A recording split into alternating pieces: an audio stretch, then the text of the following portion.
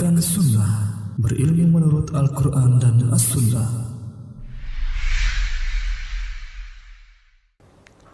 Alhamdulillah, kembali kita melanjutkan pelajaran kita di pagi hari ini.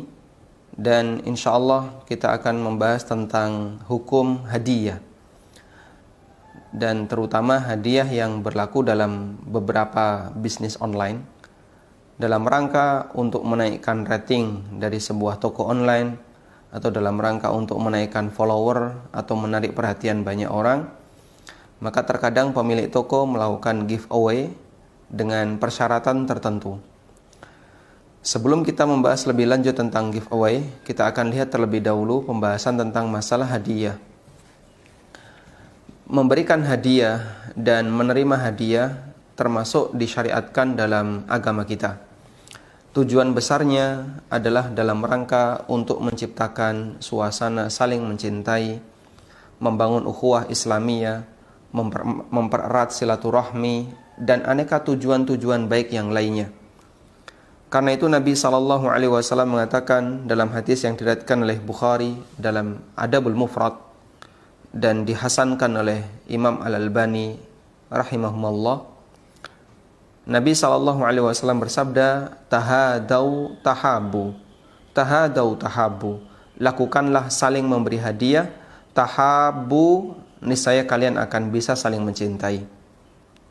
Karena secara umum jiwa seorang hamba, dia akan menjadi akrab dengan orang yang berbuat baik kepadanya. Dan bahkan disebutkan dalam banyak riwayat, Rasulullah SAW melarang kita untuk menolak hadiah selama di sana tidak dihasilkan dari hasil meminta atau hadiah yang diperoleh karena kedekatan seseorang dengan kita. Sebagaimana disebutkan dalam hadis dari Abdullah bin Mas'ud radhiyallahu anhu, Rasulullah SAW bersabda, ajibud da'iya wala taruddul hadiyah. Penuhilah undangan, datangi orang yang mengundang. Wala taruddul hadiyah, dan janganlah kalian menolak hadiah. Dan termasuk bagian dari akhlak Nabi SAW, beliau tidak pernah menolak hadiah, meskipun itu dianggap sesuatu yang remeh oleh sebagian orang. Seperti yang disebutkan dalam hadis dari Abu Hurairah radhiyallahu anhu yang diriwayatkan oleh Bukhari dalam sahihnya, Rasulullah SAW pernah bersabda, "Lau du'itu ila dhira'in au kira'in la ajabtu, walau uhdiya ilayya dhira'un au kira'un laqabiltu." Andaikan aku diundang untuk memakan hidangan, yang hidangan itu hanya berupa kira' atau dhira'. Kira artinya adalah tulang kering dari binatang. Tulang kering binatang dia berada di bagian kaki sehingga dagingnya sangat sedikit, dan kalaupun ada itu adalah daging yang bukan daging pilihan. Rasulullah SAW mengatakan, andaikan saya diundang orang untuk makan-makan di rumahnya, sementara hidangannya hanyalah makanan yang sangat sederhana, hanya kira' au dhira', hanya tulang kering, tulang di kaki, la ajabtuhu, pasti aku akan mendatanginya. Pasti aku akan mendatanginya. Walau uhdiya ilayya dhira'un au kira', dan andaikan ada orang yang memberikan hadiah kepadaku beberapa tulang kering, laqabiltu, aku akan menerimanya. Dan itu bagian dari kesempurnaan akhlak Nabi SAW. Kata Al-Hafidh Ibnu Hajar rahimahullah dalam Fathul Bari, wa khussad dhira'u wal kira'u bidzikri liyajma'a bainal haqiri wal khatir lianna adh-dhira' kanat ahabba ilaihi min ghairiha wal kira' la qimata lahu. Di sini disebutkan dhira' dan kira'. Tujuannya adalah dalam rangka untuk menggabungkan antara al-khatir wal haqir, sesuatu yang remeh dan sesuatu yang enggak ada artinya. Karena dhira', Nabi SAW suka bagian dhira', Dan kira la qimata lahu. Kira itu tidak ada nilainya. Dhira itu bagian paha atas, kalau kira bagian paha bawah dari binatang. Kambing kalau dhira itu berarti paha yang ada dagingnya. Kalau kira itu bagian tengkleng ya, yang dia nggak ada dagingnya. Dan Rasulullah sallallahu alaihi wasallam sebagaimana keterangan Aisyah radhiyallahu anha, kana Nabiyyu sallallahu alaihi wasallam yaqbalul hadiyah wa yuthibu 'alaiha. Nabi sallallahu alaihi wasallam menerima hadiah dan beliau juga membalas orang yang memberikan hadiah. Selanjutnya tentang hukum menerima hadiah. Apakah statusnya anjuran ataukah statusnya wajib? Para ulama berbeda pendapat dalam masalah ini. Sebagian ulama mengatakan bahwa menerima hadiah hukumnya wajib. Berdasarkan hadis yang diriwayatkan oleh Ahmad dan yang lainnya dari sahabat Ibnu Mas'ud radhiyallahu anhu, juga diriwayatkan oleh Bukhari dalam Adabul Mufrad, Nabi sallallahu alaihi wasallam bersabda, "Ajibud da'iya wa la taruddul hadiyah." Penuhi undangan orang yang mengajak, orang yang mengundang, dan jangan menolak hadiah. Sehingga berdasarkan dhahir hadis ini, maka menolak hadiah hukumnya dilarang. Artinya menerima hadiah hukumnya wajib.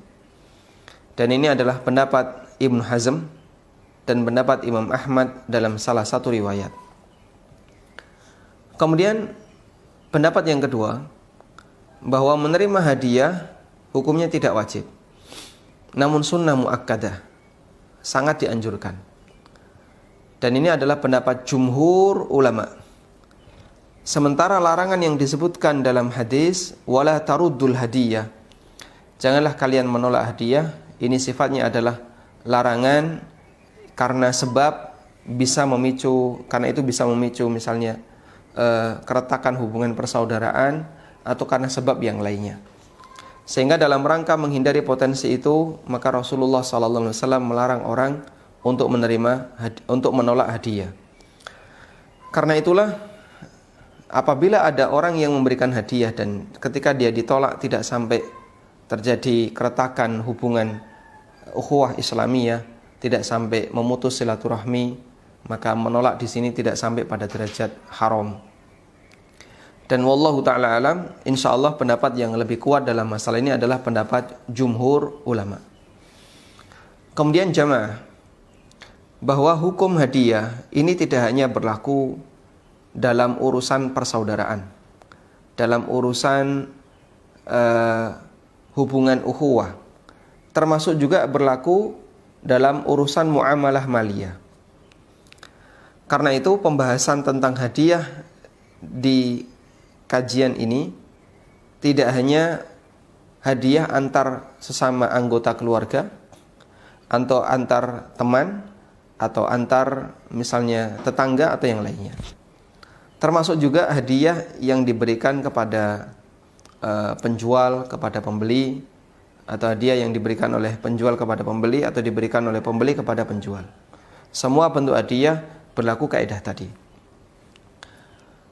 Salah satu di antara ulama yang menulis tentang masalah hukum hadiah dalam rangka untuk memotivasi pembeli, yaitu Syekh Dr. Khalid Al-Muslih hafizahullah ta'ala, dalam kitabnya Al-Hawafiz At-Tijariyah, beliau ketika membahas tentang masalah hadiah bagi konsumen, beliau mengatakan jika kita mengikuti pendapat jumhur, maka konsumen menerima hadiah dari penjual itu sangat dianjurkan. Karena menurut pendapat jumhur, menerima hadiah itu sunnah muakkadah, sunnah yang sangat ditekankan. Sehingga pada saat Anda belanja di satu tempat, lalu pihak toko ngasih hadiah, maka sangat dianjurkan untuk menerimanya. Berdasarkan keumuman hadis, ajibud da'iya wa la taruddul hadiyah, penuhi undangan seseorang dan jangan menolak hadiah. Meskipun kita tahu tujuan hadiah ini adalah dalam rangka memotivasi seseorang agar dia sering belanja ke toko ini atau agar dia belanja banyak di toko ini. Tayyib. Selanjutnya tentang bentuk-bentuk hadiah, Syekh Dr. Khalid Al-Muslih hafizahullah ta'ala dalam bukunya Hawafiz Tijariyah yang tadi kita sebutkan, beliau menyebutkan beberapa bentuk hadiah dan berikut takyif fikihnya. Kita coba bantu dengan tulisannya.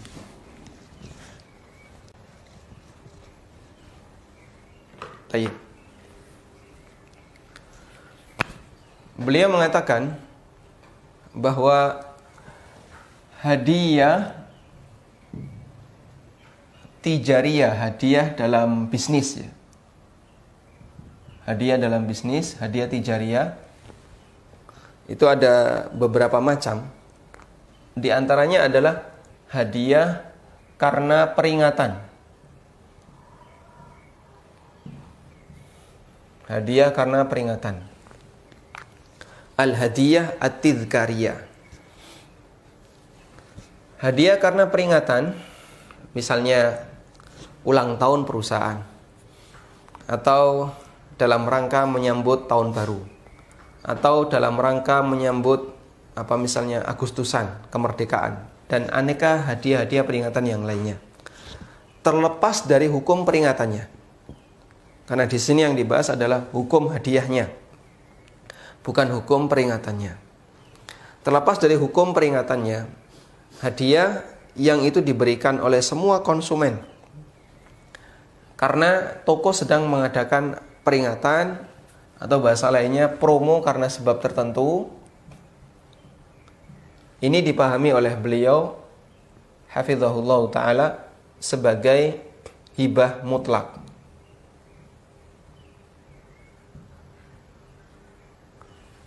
Sehingga ketika misalnya kita datang ke sebuah swalayan lalu dikasih balon dan itu kemudian ada banyak pengumuman ini dalam rangka memeriahkan HUT RI yang ke-75 atau Anda dikasih kado dalam rangka untuk memeriahkan ulang tahunnya perusahaan dan seterusnya, itu dipahami sebagai hibah mutlak.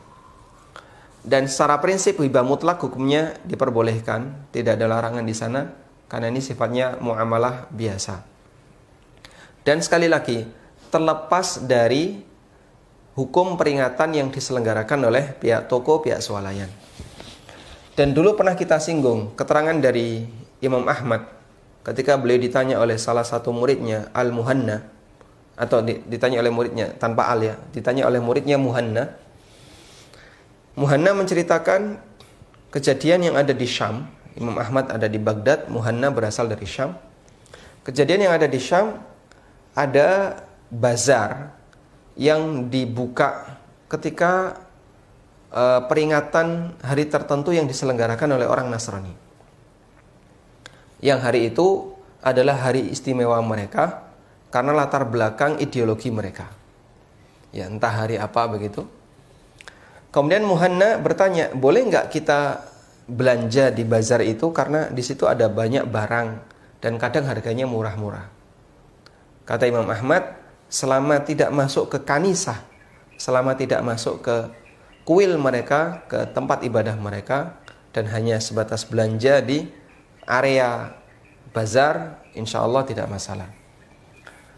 Sehingga keberadaan promo atau dapat hadiah ketika ada peringatan tertentu, baik Natalan maupun Tahun Baru, Agustusan, kemudian apalagi misalnya ulang tahun perusahaan atau yang lainnya, terlepas dari hukum peringatan-peringatan itu, mendapatkan promo hibah mutlak.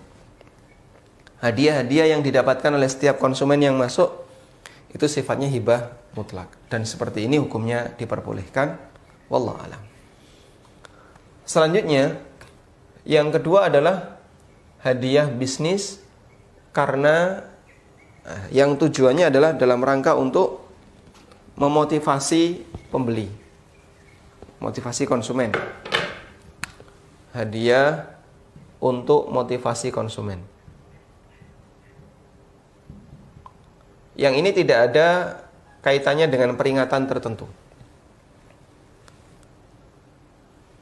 Untuk bentuk seperti ini, kata beliau, ada dua kemungkinan. Yang pertama, diberikan kepada setiap konsumen yang belanja. ke semua konsumen yang belanja.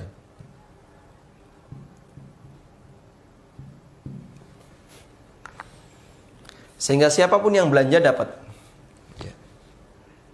Misalnya besarannya tidak banyak ya. Misalnya apa? Balon atau atau masker misalnya. Setiap yang belanja di situ dikasih balon atau masker atau yang lainnya. Maka di posisi ini takyif fikih yang berlaku sama sebagaimana yang pertama, dia sifatnya hibah mutlak. Dan ini boleh dimiliki sehingga ketika orang belanja lalu dikasih masker atau dikasih hand sanitizer kecil misalnya, kemudian dia terima, hukumnya diperbolehkan. Yang kedua, bentuk yang kedua adalah hadiah untuk motivasi bagi konsumen. Yang kedua, diberikan bagi yang belanja banyak, bagi yang belanja dalam jumlah tertentu. Misalnya kalau belanja sampai 1 juta, maka nanti dapat hadiah jam tangan, atau dapat hadiah misalnya HP. Belanja 5 juta ke atas dapat hadiah HP. Ini boleh ataukah tidak? Untuk jenis yang kedua ini, kata beliau hafizahullah taala, di sana ada 4 takyif fikih. Ada 4 takyif. Sekarang kita akan lihat, kita sudah sampai di sini, ada 4 takyif untuk kasus hadiah yang diberikan bagi yang belanja dalam jumlah tertentu. Apa saja itu? 4 takyif hadiah bersyarat.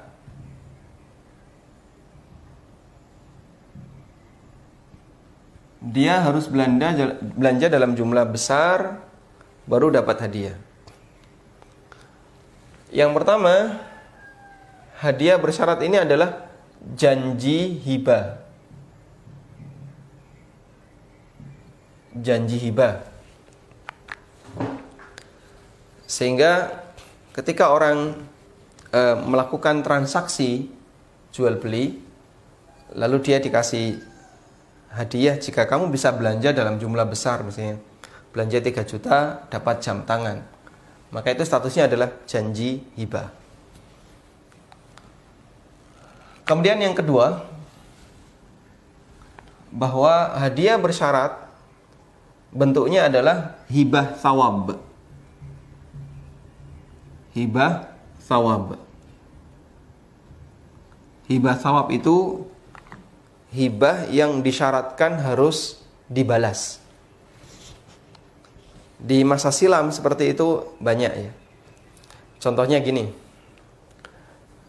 hari ini saya traktir kamu ya, tapi nanti lain waktu tolong saya ditraktir. Model kayak gini namanya apa? Hibah thawab. Nah dulu orang di zaman masa silam sering melakukan seperti itu. Dia misalnya, tahun ini saya yang ngasih onta ke kamu, tapi tahun depan kamu harus ngasih onta ke saya. Model kayak gitu adalah hibah thawab. Nah, tentang hibah thawab, ulama berbeda pendapat mengenai takyifnya. Hibah thawab ada takyifnya sendiri.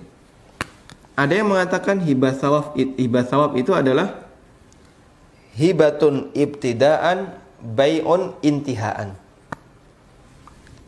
Hibah di depan, jual beli di belakang.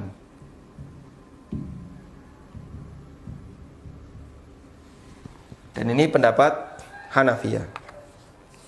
Jadi di depan pernyataannya hibah, tapi begitu sudah dibalas oleh temannya, maka statusnya jadi jual beli. Ini pendapat Hanafiyah. Kemudian pendapat yang kedua, hibah thawab itu jual beli. Ibtidaan wa intihaan, dari awal sampai akhir.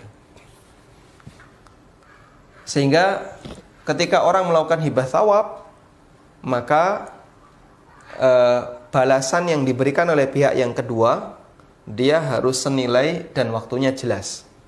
Karena akadnya adalah akad jual beli. Dan ini pendapat jumhur. Ini pendapat jumhur.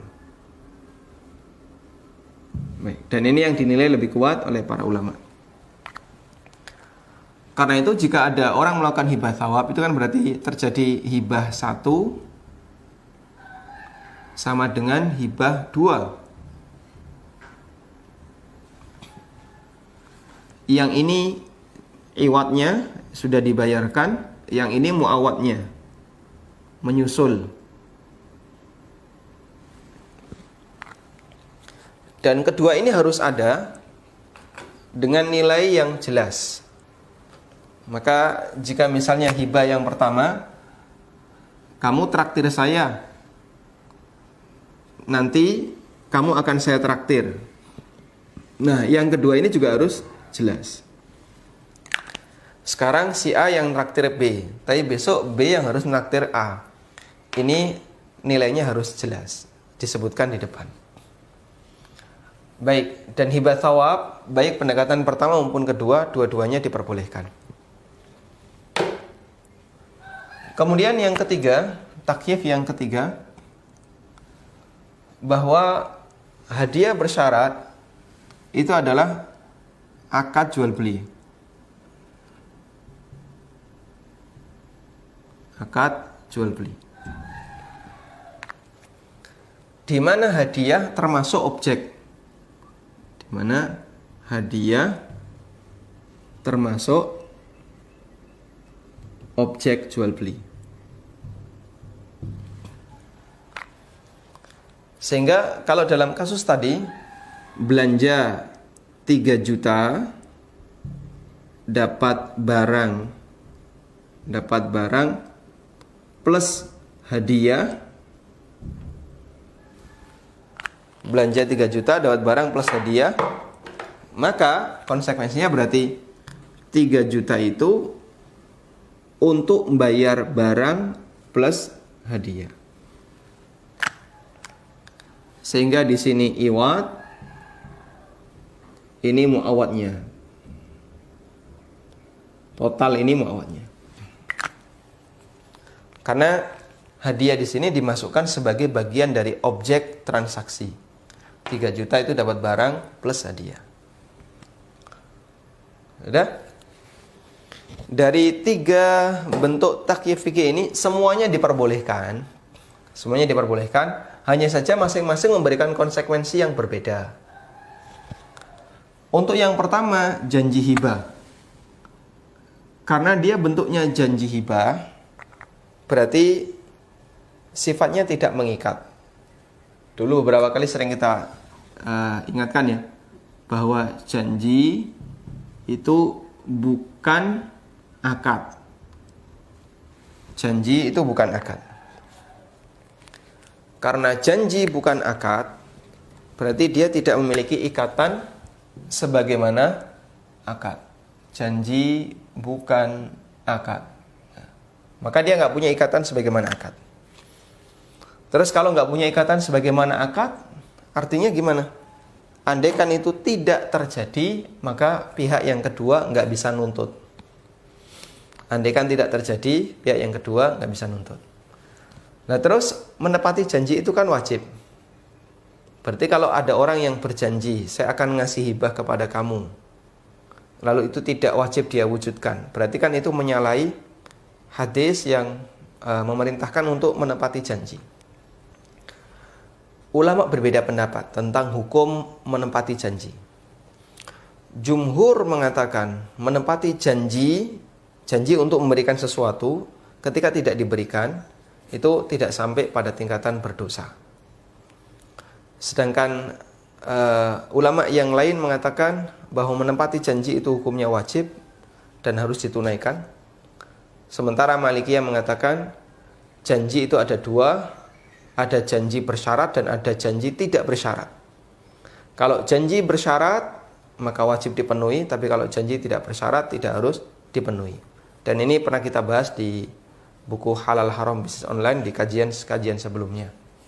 Baik, kesimpulannya adalah sebagaimana keterangan yang disampaikan oleh Al-Hafidh Ibnu Rajab rahimahullah ketika beliau membahas tentang hadis Nabi sallallahu alaihi wasallam, ayatul munafiqi thalathun. Tanda munafik ada 3. Salah satunya adalah idza wa'ada akhlafa. Kalau berjanji suka mengingkari. Kata beliau, orang yang menjanjikan sesuatu itu ada 2 keadaan. Pertama, dia berjanji dan punya niat kuat untuk mewujudkannya. Dia berjanji dan punya niat kuat untuk mewujudkannya. Tapi ternyata di perjalanan ada banyak halangan. Misalnya janji mau ngasih duit 100.000, tapi ternyata di perjalanan dia kesulitan untuk dapat duit 100.000, atau dia ternyata butuh dana besar sehingga nggak jadi ngasih, maka dia tidak disebut sebagai orang munafik. Dan yang menerima janji nggak bisa nuntut, karena janji itu tidak mengingat janji bukan akad. Yang kedua, orang yang berjanji untuk memberikan sesuatu dan ada niat dalam hatinya untuk nggak ngasih, maka inilah bagian dari tanda kemunafikan. Sehingga ketika dia janji tapi dalam hatinya berniat nggak bakalan saya kasih, ya cuma dikasih obral janji saja, orang seperti ini termasuk bagian dari tanda orang munafik. Tayyib, kita lanjutkan. Nah, janji hibah yang perlu kita pahami adalah dia tidak mengikat. Dalam kajian fikih muamalah dia tidak mengikat. Karena itu andaikan ada orang yang belanja dalam jumlah sesuai yang ditentukan 3 juta, ternyata nggak dikasih hadiah, maka konsumen nggak bisa nuntut secara kajian fikih muamalah, ya. Konsumen nggak bisa nuntut karena janji itu bukan akad. Sebaliknya, jika konsumen sudah belanja 3 juta, lalu dia dapat hadiah, ternyata dalam perjalanannya barangnya ada cacat, akhirnya dia kembalikan barang itu, maka hadiahnya apakah perlu dikembalikan? Jawabannya tidak perlu dikembalikan. Kenapa? Karena hadiah kalau sudah dipegang pindah hak milik dan pihak pemberi tidak berhak untuk menarik lagi. Baik, ini takyif fikih yang pertama. Kemudian yang kedua, hibah thawab. Hibah thawab menurut jumhur itu adalah jual beli. Karena itu ketika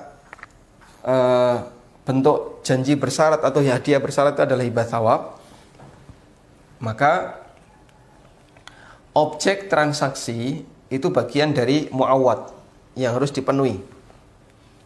Sehingga jika konsumen sudah memenuhi syarat yang disebutkan, belanja 3 juta, maka pihak toko wajib memberikan hadiah itu. Karena hibah thawab itu jual beli menurut pendapat jumhur ulama. Nah, sehingga dia mirip seperti yang ketiga ini, ya. Bahasanya akad jual beli atau hadiah bersyarat adalah akad jual beli, sehingga hadiah termasuk objek transaksi. Karena itu untuk takyif fikih yang kedua dan yang ketiga konsekuensinya mirip. Hadiah ini nilainya harus jelas. Di sini harus jelas. Karena jika tidak jelas masuk kategori gharar. Dan harus ada, wajib ada. Karena kalau tidak ada, jadinya juga transaksi gharar. Sehingga dia harus ada dan nilainya jelas. Kemudian satu lagi, sebelum kita bahas yang keempat, Telegram bisa dibuka. Telegram bisa dibuka. Saya kirim di Telegram.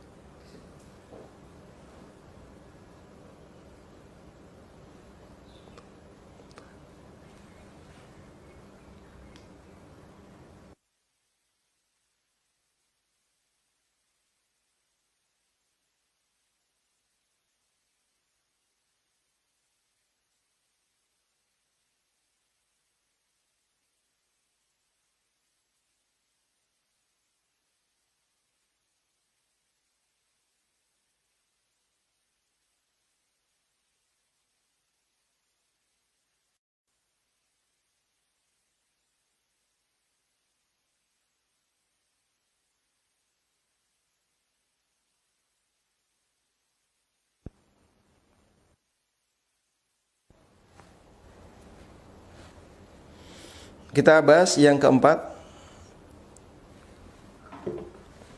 Menurut pendapat yang keempat, janji bersyarat itu haram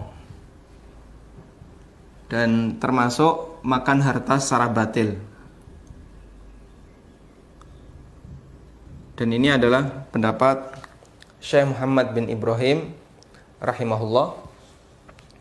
Karena dalam hal ini ketika ada hadiah yang dipersyaratkan, maka di sana ada banyak madarat yang didapatkan oleh konsumen. Di antaranya adalah konsumen dia termotivasi untuk beli padahal bisa jadi dia nggak butuh. Yang kedua, merugikan penjual yang lain yang tidak memberikan janji hadiah. Yang ketiga, bisa jadi harganya di markup sehingga konsumen mendapatkan madarat karena harganya lebih mahal. Dan aneka alasan yang lainnya. Dan ini adalah pendapat Syekh Muhammad bin Ibrahim. Namun wallahu ta'ala alam, pendapat yang kuat adalah diperbolehkan dengan salah satu dari 3 takyif di atas. Baik disebut sebagai janji hibah atau hibah thawab ataukah akad jual beli. Sekarang kita akan lihat penjelasan yang disampaikan di buku Hawafis Tijariyah At-Taswiqiyah. Bisa ditampilkan.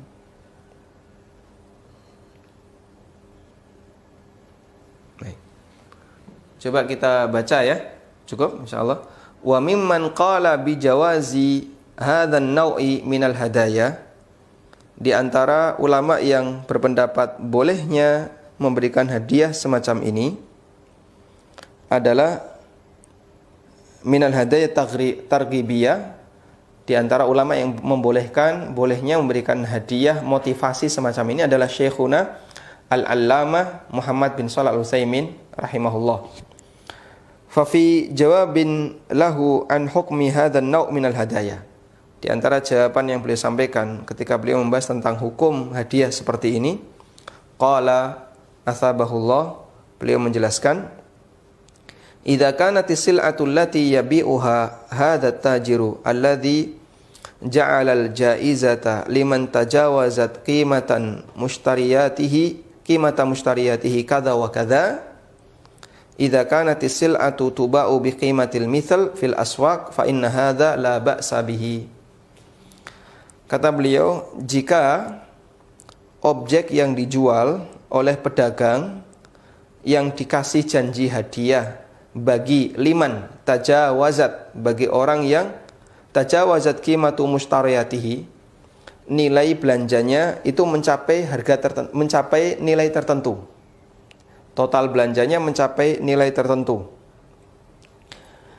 Tajawazat qimatu mustariyatihi kadza wa kadza. Nilai belanjanya mencapai angka tertentu, idza kanatis sil'atu tuba'u biqimatil mithal. Apabila barangnya dijual dengan harga al-mithal, harga standar, fil aswaq, harga pasaran, fa inna hadza la ba'sa bihi, hukumnya diperbolehkan. Baik.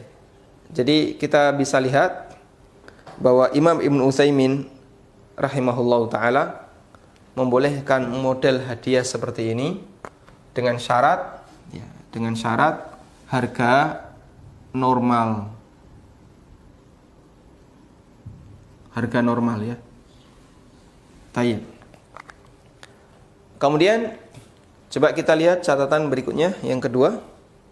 Yang ini disampaikan oleh Syekh Dr. Khalid Al-Muslih dalam Hawafis Tijariyah At-Taswiqiyah. Beliau mengatakan, setelah beliau menyebutkan banyak sekali pendapat tadi, beliau mengatakan, tubayyinu min khilalil ardi sabiq lit-takhrijat. Dari pemaparan tentang takyif fikih yang tadi kita sebutkan, wa ma warada 'alaiha min munaqashatin, dan beberapa diskusi yang kita buka, maka an aqrabaha ila shawab, maka yang paling mendekati kebenaran adalah takhrijul hadiyah at-tarwijiyah alal hibatil mutlaqah. Kita bisa memahami hadiah yang sifatnya motivasi konsumen itu bentuknya adalah hibah mutlaqah. Sehingga nggak ada beda antara takhrij dari sisi hukum hadiah ataukah ini sifatnya jaizah atau hadiah yang sifatnya mutlak dengan hadiah yang sifatnya bersyarat. Karena hukum asal muamalah adalah boleh. Ya.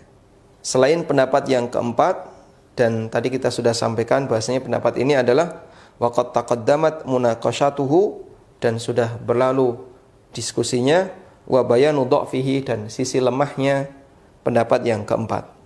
Sehingga wallahu ta'ala alam, model hadiah seperti ini pendapat jumhur ulama mutaakhirin hukumnya boleh dengan satu ketentuan yang tadi disampaikan oleh Imam Ibnu Utsaimin, harganya normal, ya. Sehingga kalau harganya di mark up dulu lalu dikasih ini, maka itu termasuk unsur penipuan. Tapi kalau harganya normal kemudian dikasih hadiah bersyarat, hukumnya diperbolehkan. Wallahu a'lam. Baik. Selanjutnya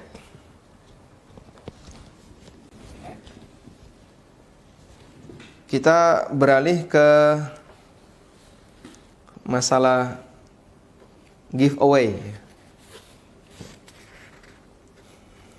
Kita beralih ke masalah giveaway.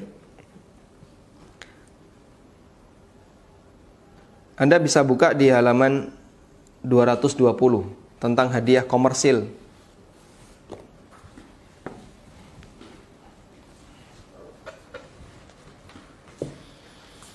Jadi tentang hadiah komersil, ada hadiah yang dia mengandung gharar dan unsur ghararnya dominan, sehingga hadiah seperti ini hukumnya tidak diperbolehkan. Contohnya adalah hadiah yang dipersyaratkan dengan cara belanja tapi nggak jelas, karena targetnya sifatnya tidak ada yang tahu. Di sini saya kasih contoh, sekitar tahun 90-an atau awal 2000-an, kayaknya 90-an ya, ada permen karet namanya Yosan gum. Di setiap bungkusnya ada tulisan satu huruf. Siapa yang berhasil merangkai kalimat Yosan dengan mengumpulkan bungkusnya, maka dia akan mendapatkan hadiah. Ternyata pada praktiknya konsumen hanya bisa mengumpulkan sampai kata Yosa. Dan seingat saya waktu kecil kumpul sama teman-teman untuk ngumpulin bungkusnya, gak ada yang pernah nemu N. Kita sudah bisa menyusun sampai Yosa, ya.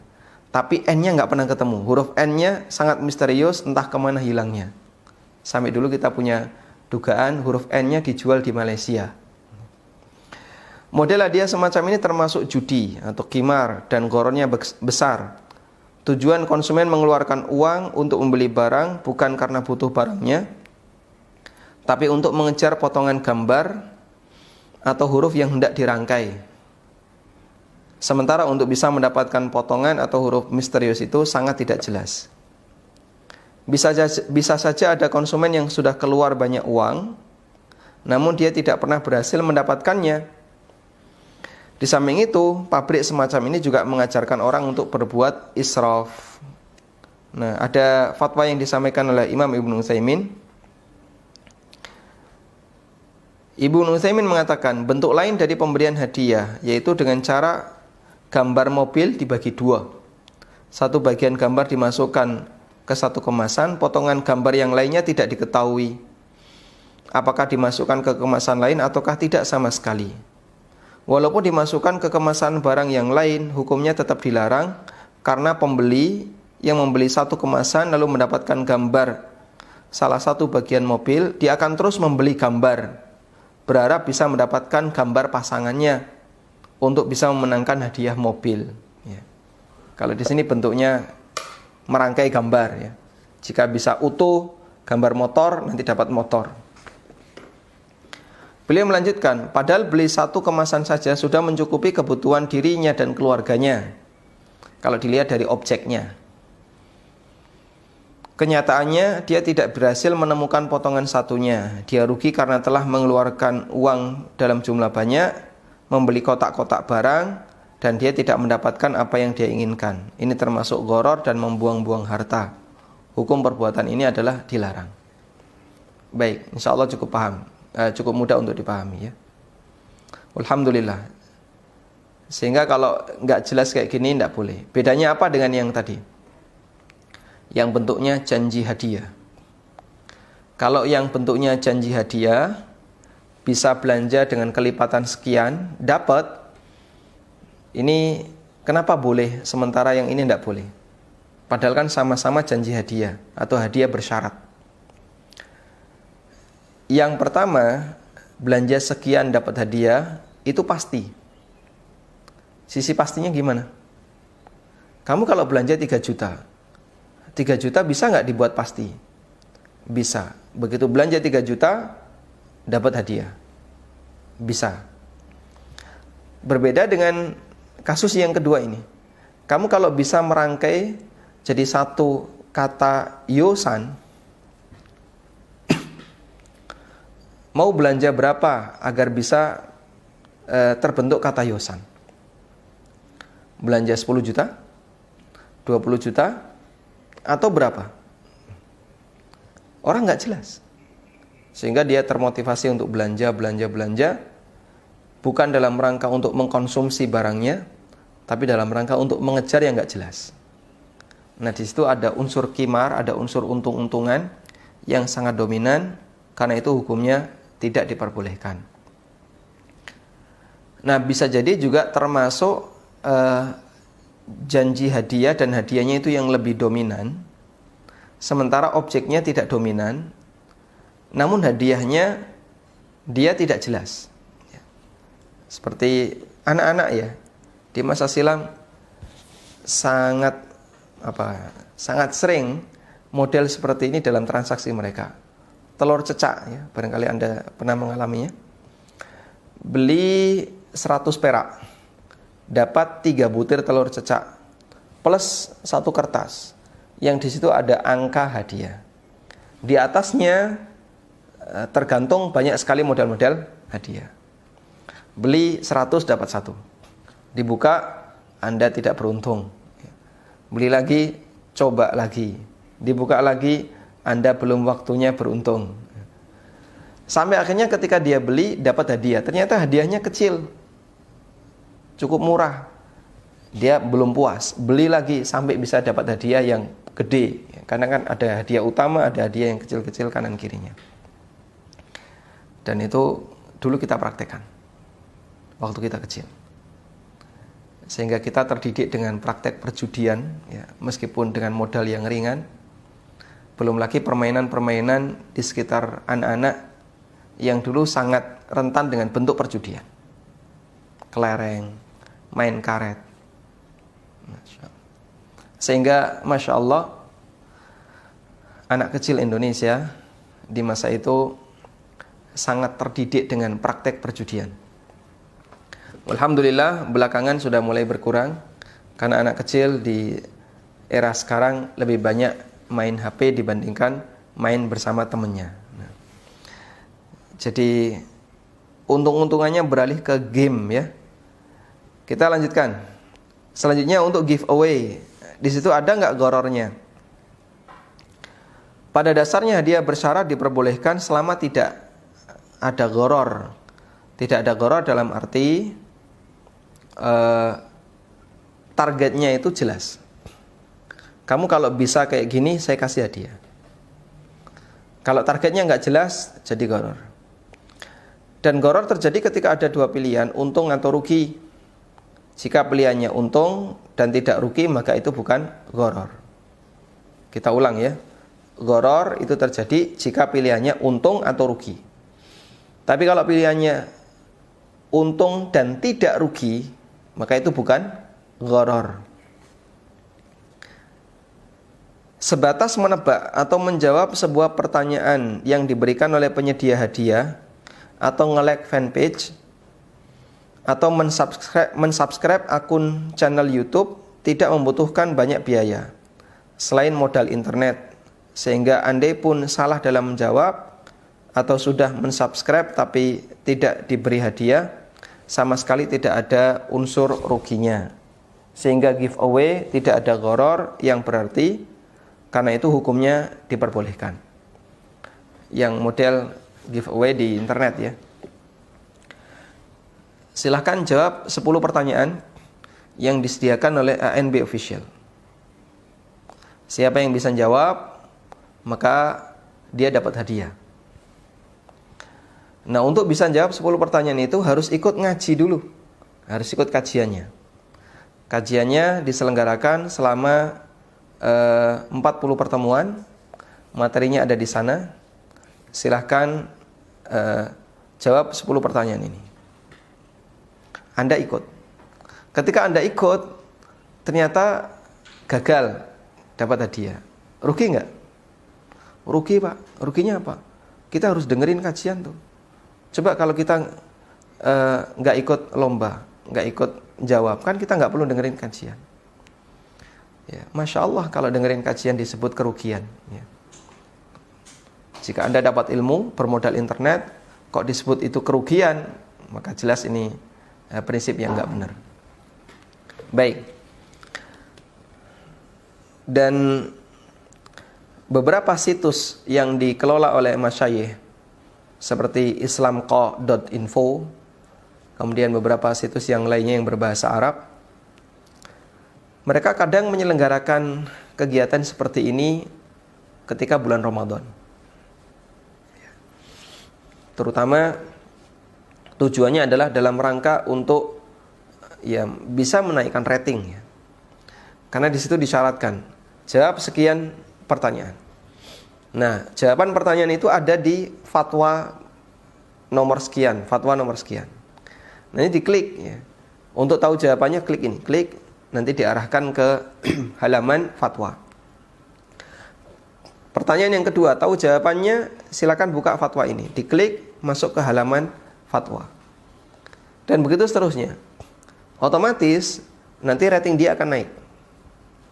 Dari situ kita dapat ilmu plus nanti bisa memberikan jawaban. Boleh nggak kayak gini? Tidak ada masalah. Dan kalaupun misalnya, Pak, itu kan kita bermodal internet. Ya, modal internet untuk belajar. Bukan sesuatu yang sia-sia. Dapat hadiah, nggak dapat hadiah, ini bukan tujuan utama yang harus kita kejar. Dan kalaupun saya nggak dapat hadiah, saya nggak rugi. Kalau saya dapat hadiah, saya untung. Tapi kalau nggak dapat hadiah, saya tidak rugi. Dan ketika pilihannya antara untung dan tidak rugi, maka di situ tidak ada unsur gharar. Tapi kalau pilihannya antara untung dan rugi, di situ ada unsur gharar. Saya sebutkan beberapa fatwa tentang giveaway yang disampaikan oleh para ulama kontemporer. Di antaranya fatwa Syabaka Islamiyah mengenai hadiah di dunia maya. Kita bacakan terjemahannya ya. Insya Allah tidak masalah ikut bergabung dalam perlombaan semacam ini, giveaway, selama pendaftaran dilakukan secara gratis. Ada mikrofon di situ? Coba dibacakan. Halaman 224. Insya Allah tidak masalah ikut bergabung dalam perlombaan semacam ini atau giveaway selama pendaftaran dilakukan secara gratis, sehingga peserta sama sekali tidak rugi yang menyebabkan terjadinya taruhan. Sementara adanya persyaratan yang meningkatkan rating web penyelenggara, baik dengan menambah rating view atau jumlah download softwarenya, atau dengan menambah jumlah follower, atau keuntungan lainnya yang tidak membutuhkan tenaga maupun biaya besar. Ya, yang sifatnya kebutuhan yang tidak bisa dihindari ya. Karena ketika bergabung kan berarti harus buka internet, dan itu butuh data. Itu nggak bisa dihindari. Anda tidak boleh merasa rugi untuk bagian ini. Jangankan demikian ya. Dalam setiap aktivitas manusia dia butuh tenaga. Dan bagian itu tidak boleh dia sebut modal yang bisa merugikan, tidak. Misalnya, kamu kalau dapat hadiah harus datang ke toko. Tokonya jaraknya 5 kilo, berangkat pakai motor. Sampai sana belum tentu dapat. Rugi nggak dia kalau nggak dapat? Nah, saya sudah jauh-jauh 5 kilo datang ke sini ternyata nggak dapat. Jangan sebut itu kerugian. Karena Anda tidak perlu modal dalam bentuk mengeluarkan uang untuk bisa dapat hadiah.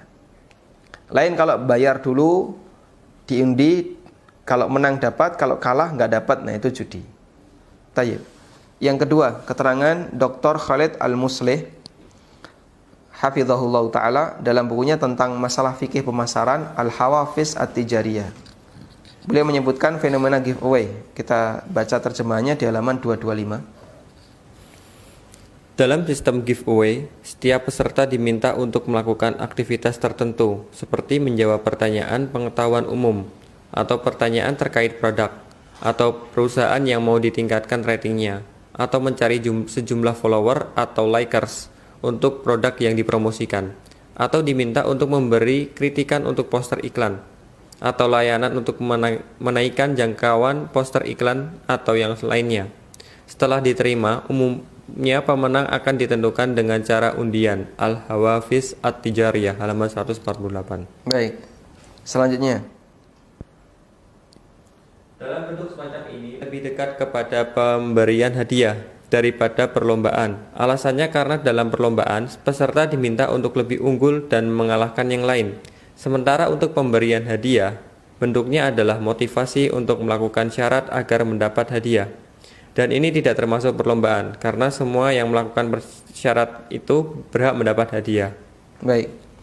Semua yang melakukan syarat itu berhak dapat hadiah. Tapi kenapa ada undian?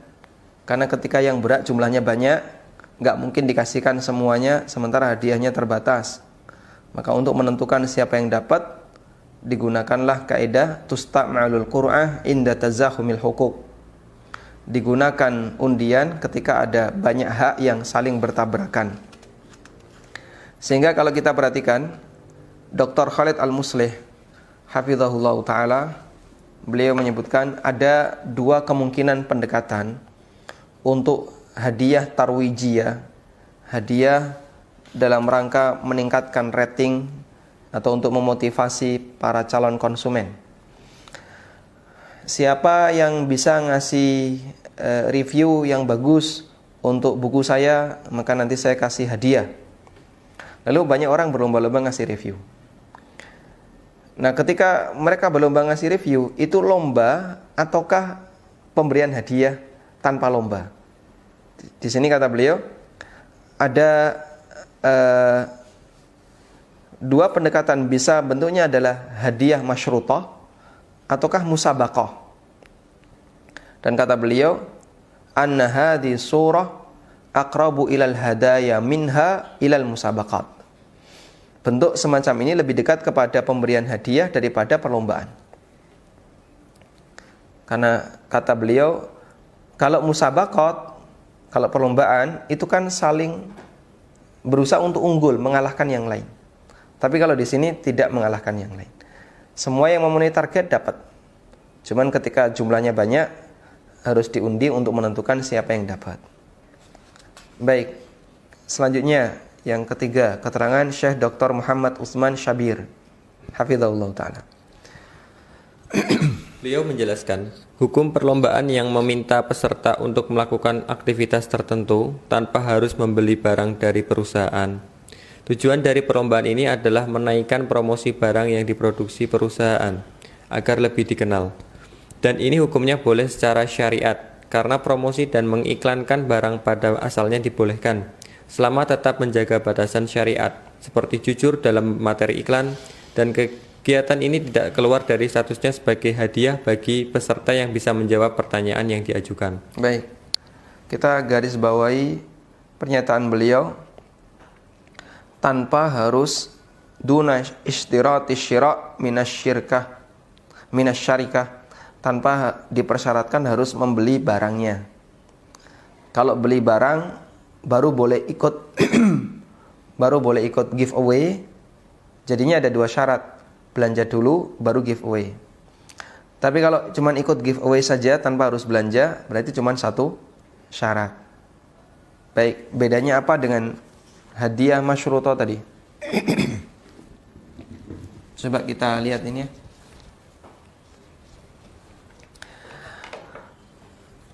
Tadi kita punya dua keterangan yang bisa kita jadikan sebagai tambahan catatan. Pertama, keterangan dari Dr. Khalid Al-Muslih.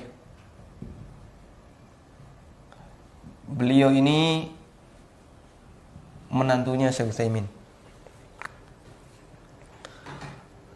Menurut Dr. Khalid Al-Muslih, giveaway ada dua kemungkinan. Pertama, dia itu perlombaan. Kemungkinan yang kedua, itu bukan lomba tapi hadiah murni yang ada syaratnya. Dan beliau tegaskan ini lebih dekat dibandingkan yang ini. Kenapa ini lebih dekat? Karena dalam giveaway itu tidak ada saling mengalahkan, tidak ada mughalabah, tidak harus lebih unggul dibandingkan yang lain. Berbeda dengan lomba. Kalau lomba ada unsur mughalabah, saling mengalahkan, lebih unggul dibandingkan yang lain. Dan yang lebih tepat hadiah. Kemudian yang kedua, Dr. Muhammad Utsman Syabir. Muhammad Syabir.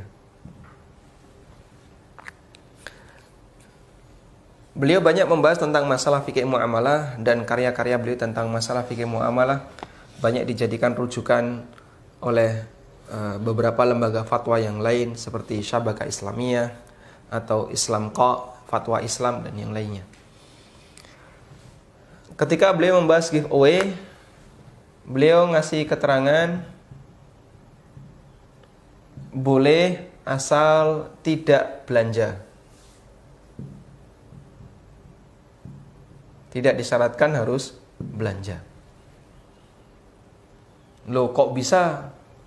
Tadi katanya hadiah dengan nilai belanja tertentu boleh. Ini kok kalau pakai belanja enggak boleh. Nah, di sini kita yang perlu paham ya. Jadi giveaway sendiri itu pakai syarat. Ini syaratnya misalnya apa? Memberikan review.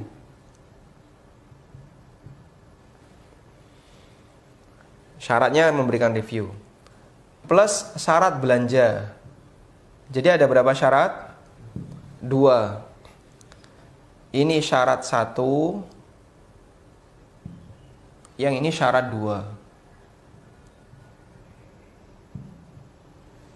Sudah? Syarat 1 ini pasti. Karena sifatnya belanja. Pokoknya Bapak kalau belanja baru bisa ikut giveaway. Belanja baru bisa ikut giveaway. Sementara syarat 2 ikut giveaway ini tidak pasti. Ini tidak pasti.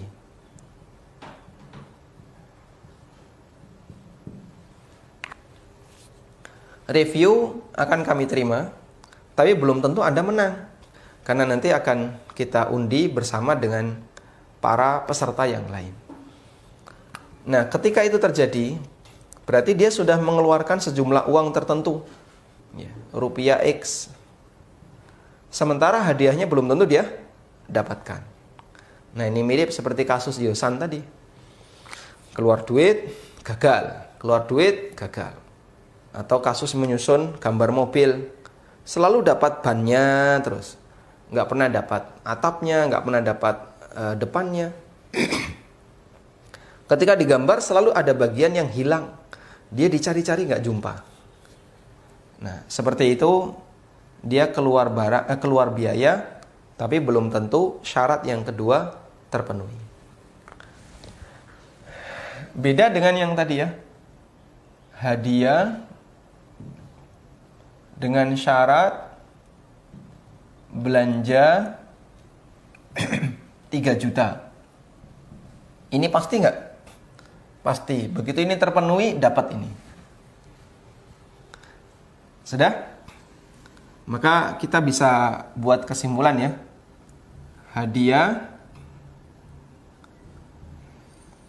syarat belanja. Syarat belanja yang pasti. Yang kedua, hadiah dengan syarat apa misalnya? Aktivitas tertentu. Saya sebut aja misalnya review. Syarat review atau jawab soal. Yang berikutnya hadiah plus yang ini giveaway. Ini giveaway. Saya anggap giveaway dengan kasus yang lebih mengerucut, yaitu harus ada aktivitas tertentu di dunia maya. Baik review, jawab soal, atau nge-like, nge-share, dan seterusnya.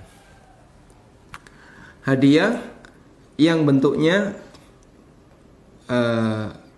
belanja plus tebakan. Belanja plus tebakan. Yang keempat, hadiah yang bentuknya, yang syaratnya belanja plus giveaway. Baik. Ini 4 kesimpulannya.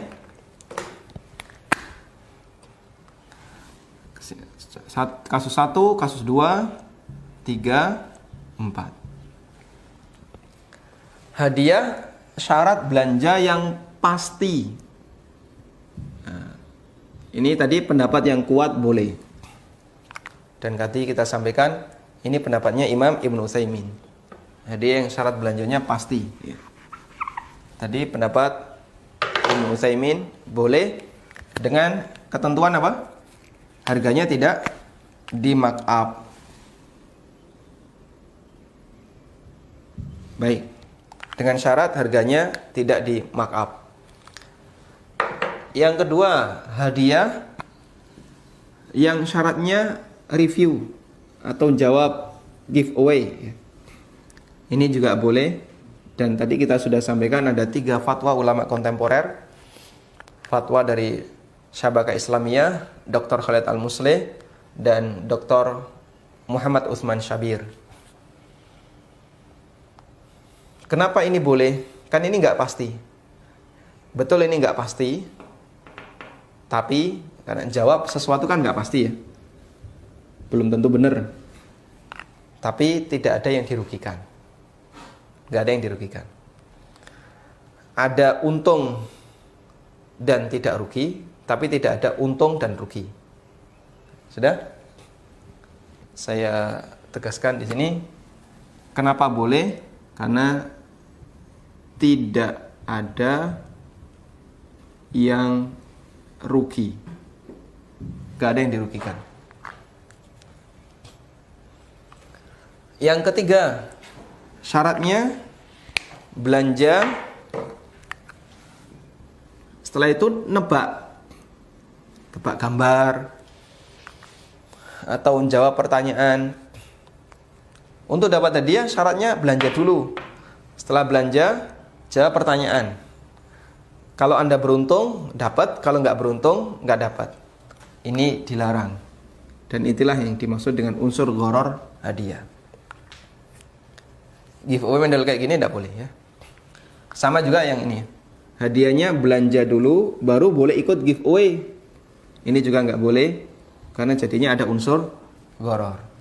Jadi model ketiga dan keempat, inilah giveaway yang gharar. Karena ketika dia nggak dapat, belanjanya bukan tujuan utama, dia gagal atau dia disebut rugi karena dia tidak mendapatkan apa yang dia inginkan. Kecuali kalau niat awalnya belanja, lalu dikasih giveaway. Bapak kalau mau ikut lomba atau ikut giveaway silahkan. Nanti silahkan jawab pertanyaan ini. Kalau menang dapat hadiah. Namun kalau belanjanya bukan tujuan utama adalah giveaway-nya. Sehingga ini dijadikan syarat, kalau mau ikut giveaway belanja dulu. Kalau mau ikut giveaway, belanja dulu. Berarti syaratnya yang jadi tujuan utama apa? Ikut cari hadiah, ikut giveaway. Belanjanya bukan tujuan utama. Kalau kamu mau dapat mobil, rangkai kata Yosan. Akhirnya beli dalam jumlah banyak. 1 dus hanya bisa merangkai Yosa. N-nya nggak tahu kemana. Nah kayak gitu jadinya gharar. Wallahu ta'ala alam. Demikian yang bisa kita sampaikan. Semoga menjadi kajian yang bermanfaat. Wassallallahu ala nabiyyina Muhammadin wa ala alihi wa sahbihi wasallam. Baik, kita coba berikan kesempatan bagi para pemirsa untuk bergabung. Kita bacakan pertanyaan melalui WA. Assalamualaikum Ustadz. Waalaikumsalam warahmatullahi. Ana mau bertanya terkait hadiah yang diberikan oleh supplier barang yang biasa kami ajak kerjasama, seperti parcel lebaran atau terkadang ajakan untuk makan-makan. Apakah hal ini diperbolehkan?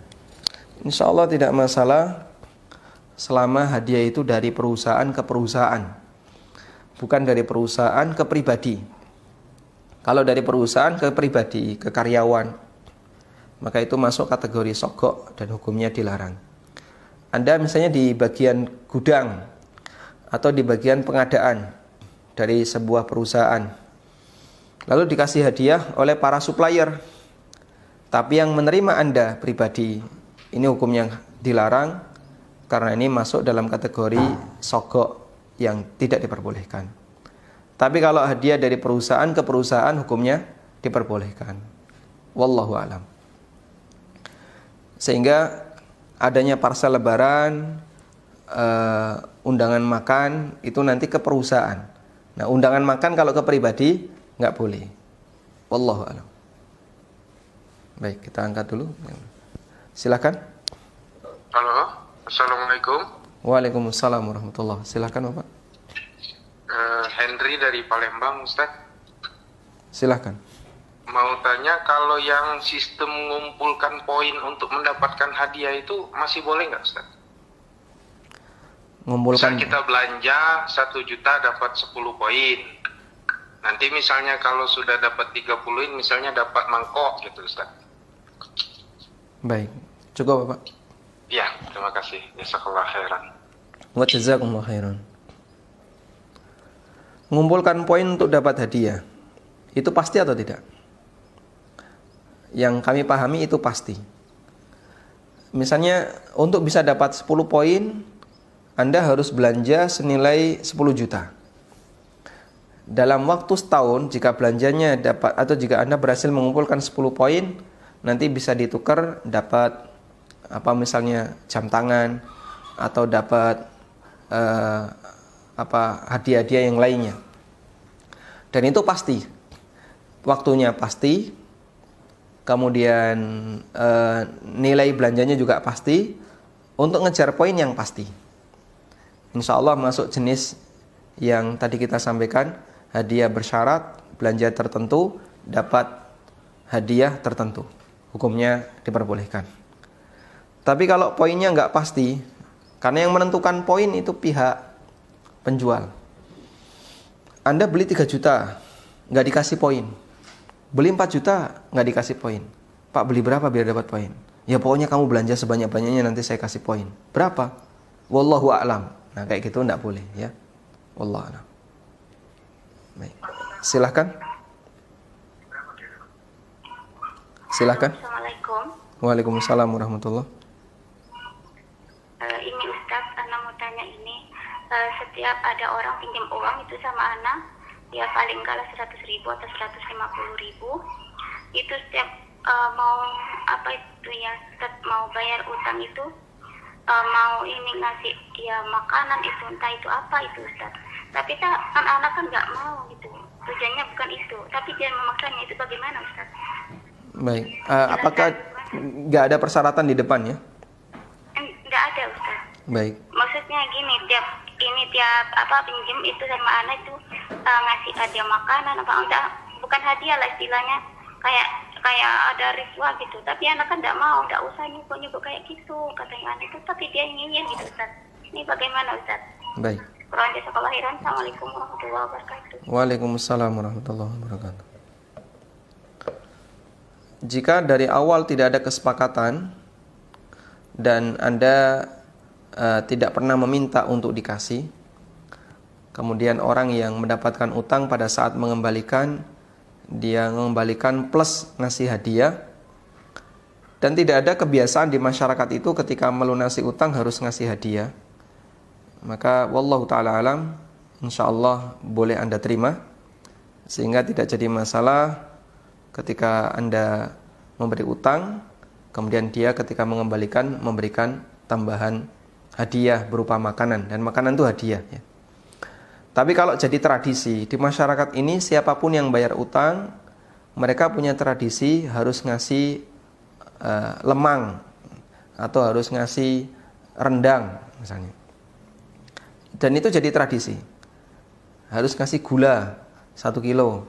Kalau itu jadi tradisi, maka tradisi itu sama dengan kesepakatan, sebagaimana dalam kaidah al-ma'rufu urfan kal masyruti syartan. Sesuatu yang sudah jadi tradisi itu seperti kesepakatan dan hukumnya tidak boleh diterima. Wallahu alam. Kita baca pertanyaan melalui WA. Assalamualaikum warahmatullahi wabarakatuh. Waalaikumsalam warahmatullahi wabarakatuh. Ana mau bertanya, ada giveaway yang harus dilalui peserta untuk lomba menggambar memakai pensil warna merek yang mereka jual. Tetapi Ana tidak punya, sehingga Ana meniatkan diri untuk membeli pensil warna agar bisa ikut lomba tersebut. Apakah hukumnya, Ustaz? Jazakallahu khairan. Wa jazakumullahu khairan. Berarti di sini belanja dulu ya.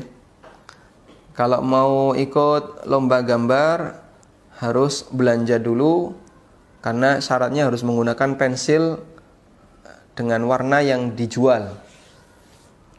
Anda nggak bisa pakai pensil sembarangan. Sehingga ketika itu di giveaway kan, otomatis keluar modal baru ikut giveaway. Sementara saat ikut giveaway, saat ikut lomba di sini belum tentu menang. Potensi gagalnya ada nggak? Ada, karena nanti akan dinilai dulu. Setelah dinilai, sekian peserta lolos. Dari sekian peserta yang lolos, nanti diundi lagi. Baru bisa dapat siapa pemenangnya. Model kayak gini jadinya masuk kategori gharar dalam giveaway. Wallahu a'lam. Baik, silakan. Ya, Assalamualaikum. Waalaikumsalam warahmatullahi. Ya, Ustadz, saya mau bertanya, mungkin agak di luar topik. Jadi, saya punya teman seorang dosen IT, dia mengerjakan sebuah proyek bersama dosen seniornya. Yang menurut teman saya itu zolim karena hak orang lain tidak dikeluarkan maksimal berdasarkan proyek-proyek sebelumnya. Jadi teman saya ini pernah mengerjakan proyek bersama dosen senior tersebut. Nah, teman saya ini mengerjakan bersama mahasiswanya karena mahasiswanya agak sulit dari kondisi keuangan, jadi ingin membantu. Proyek ini sudah selesai, tapi teman saya takut bahwa uang tersebut yang menjadi hak mahasiswanya tidak dikeluarkan. Yang nominal honor yang seharusnya dikeluarkan adalah 6 juta, tapi si dosen senior ini hanya mengeluarkan 1 juta jika yang mengerjakan mahasiswa. Nah, teman ini sudah meminta secara baik-baik bahwa honornya jangan dipotong karena proyeknya sudah selesai dan harus membayarkan honor tersebut. Nah, pertanyaannya adalah teman saya ini meminta tolong bantuan saya untuk meminjam identitas saya dan NPWP agar honor bisa dikeluarkan secara full sesuai nominal aslinya, yaitu 6 juta. Nah, dosen ini selama proyek tersebut dikerjakan tidak tahu bahwa yang mengerjakan adalah mahasiswa. Dan bagaimana hukumnya Ustadz jika saya meminjamkan identitas saya tersebut karena saya tidak ada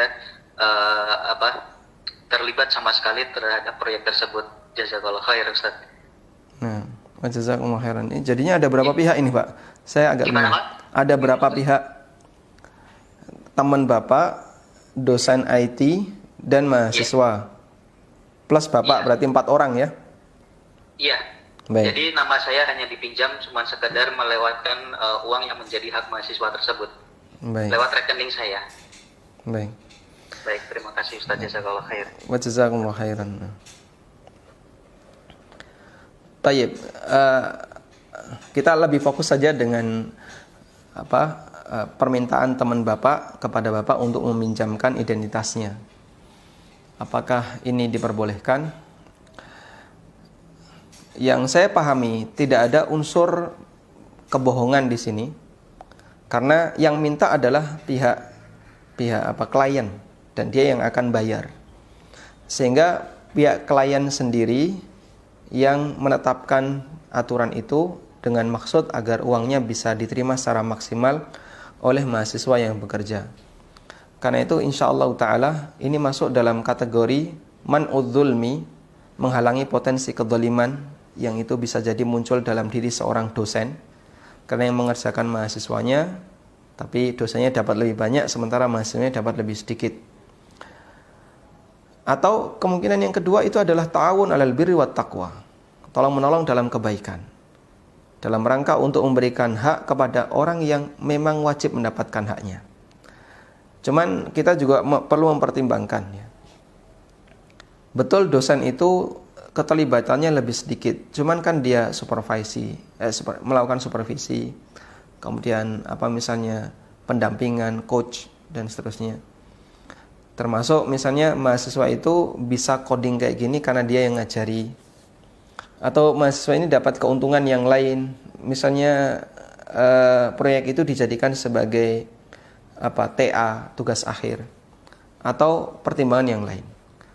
Makanya kami sarankan barangkali perlu dibicarakan lebih detail dengan dosen.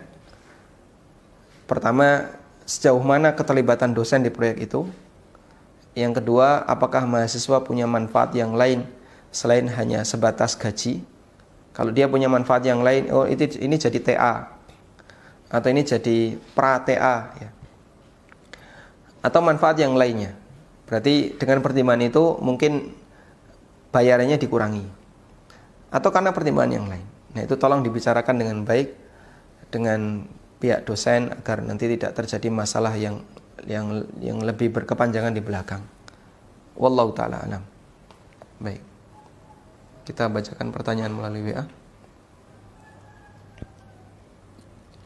Assalamualaikum warahmatullahi wabarakatuh. Waalaikumsalam warahmatullahi wabarakatuh. Ana mau bertanya, bagaimana hukumnya menerima diskon dari penerbit untuk dijadikan kas sekolah? Menerima diskon dari penerbit untuk dijadikan kas sekolah insya Allah tidak masalah, asal dia jadi kas sekolah. Dan itu tidak dibagikan ke para guru ya, tapi nanti dijadikan sebagai dana untuk bersama, misalnya untuk perbaikan sekolah, atau yang manfaatnya kembali ke semuanya. Sekolah mengadakan kegiatan event tertentu butuh dana, bisa diambilkan dari situ karena manfaatnya untuk bersama. Wallahu a'lam. Silakan. Halo. Silakan, Bapak. Oh iya. Mau bertanya ini Ustaz. Ini ada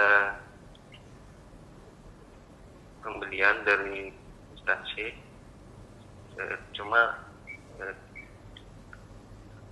halo. Silakan. Pembelian dari instansi. Dari instansi, dan ketika dilaporkan itu harus ada pembelian yang kena pajak, dana dari pihak ketiga, dana dari pihak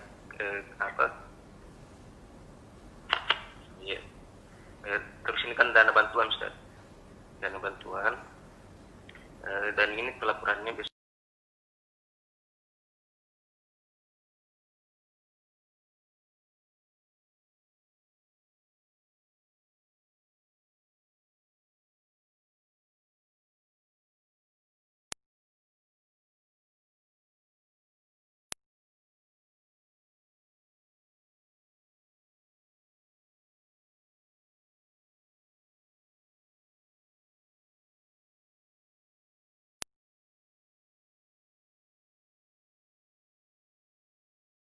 sekarang 1 juta atau 1,5 itu kan dapat kena pajak Ustaz menurut aturan. Cuma harga yang 1.500.000 itu dari toko itu tidak dapat pajak, sehingga harganya harga normal. Jadi supaya bisa dibayarkan pajaknya itu harus ada kenaikan harga sekian 10%. Dinaikkan harganya 10% Ustaz, supaya pajaknya juga bisa dapat. Jadi bisa terbentuk faktur pajak dari perusahaan. Oh. Berarti ada markup harga ceritanya Ustaz. Iya, siap. Ada markup harga sekitar 10%. Jadi yang dilaporkan bukan 1.500.000-nya Ustaz, tapi 1.500.000 plus 10%-nya Ustaz yang di markup. Ya, mana itu Ustaz? Baik. Cukup Bapak? Ya. Syukran Ustaz. Syukran. Iya. Tayyib. Insya Allah kita paham kasusnya ya. Yang menjadi prinsip sebenarnya adalah sampaikan segala sesuatu itu dengan jujur apa adanya dan tidak perlu ada yang ditutupi dalam rangka untuk menghindari faktor kedzaliman. Jika memang harganya 1,5, Anda sampaikan 1,5. Cuman kan kewajibannya harus dinaikkan karena Anda harus kena pajak. Kalau yang terjadi seperti ini, barangkali ini bisa dijadikan solusi. Setiap belanja kena PPN. Setiap transaksi jual beli tertentu kena PPN. Boleh nggak PPN itu dibebankan ke konsumen? Jawabannya boleh. Misalnya belanja di swalayan plus PPN 10%. Kita yang bayar, konsumen yang bayar. Boleh. Lalu pihak toko berarti dalam hal ini dia menarik pajak. Jawabannya tidak, dia tidak menarik pajak. Dia hanya menampung dan menerima penitipan pajak. Konsumen wajib bayar pajak 10%. Maka ditampung oleh pihak toko dan nanti akan diserahkan ke Dirjen Pajak. Sehingga dalam hal ini posisi toko tidak termasuk penarik pajak, tapi hanya menampung untuk nanti disalurkan ke Dirjen Pajak. Karena kalau dia yang nanggung pajak, keuntungan dia jadi sangat tipis, sehingga dia tidak mau nanggung resiko itu, akhirnya pajak ditanggung oleh konsumen. Kalau kasusnya kayak gini, insya Allah tidak masalah. Ya. Tapi kalau ini di pihak pembeli beli 1,5 juta, tapi dia laporkan jadi 1,7 karena nanti ada kena pajak 10%. Wallahu alam ini ada unsur nggak benar, maka sebaiknya kami sarankan sampaikan saja 1,5 juta plus ditulis di situ pajak 10%. Nah, yang nanggung pajak nanti pihak lembaga, pihak instansi. Sehingga semuanya tercatat dengan baik, terukur, bukan main kucing-kucingan kayak gini ya. Wallahu ta'ala alam. Mungkin itu yang bisa kita sampaikan. Semoga apa yang kita bahas menjadi kajian yang bermanfaat. Wassallallahu ala nabiyyina Muhammadin wa ala alihi wa sahbihi wa sallam. Wa akhiru da'wana anilhamdulillahi rabbil alamin. Wassalamualaikum warahmatullahi wabarakatuh. Subhanakallah.